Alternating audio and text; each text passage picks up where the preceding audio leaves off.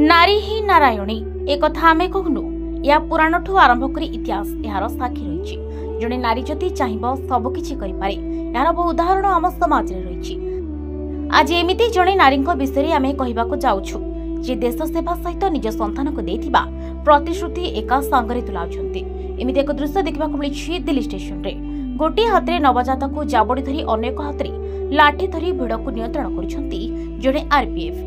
गोटे पटे देश को देथिबा प्रतिश्रुति और अन्यपटे छुआ को देथिबा प्रतिश्रुति को एका संगे निखुण भाव में तुलाउथिले आरपीएफ रीना।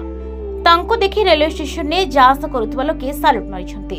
कहउथांती मा तुझे सलाम कहबिनी बा केमिति। एभली परिस्थिति रे मां को जे देखिछि से ठीक बुझी पारिथिबे गोटी मां असंभव को संभव करि पारि। एबे कुंभ मेला को नै नुआ दिल्ली रेलवे स्टेशन रे प्रबल भिड़। दलाचकड़ा जनित मृत्यु घटना पर रेल विभाग सतर्क होई पड़िछि एवं आरपीएफ नियोजित वृद्धि करा जायछि। आ यारी मध्ये रीनांकर डबल ड्यूटी समस्तंकर दृष्टि आकर्षण करिछि। तांकर वीडियो सोशल मीडिया रे वायरल होछि। Bureau report Hirachal live. तेरे एभली किसी गुरुत्वपूर्ण खबर देखा चाहती आम चैनल को लाइक सब्सक्राइब और शेयर करो।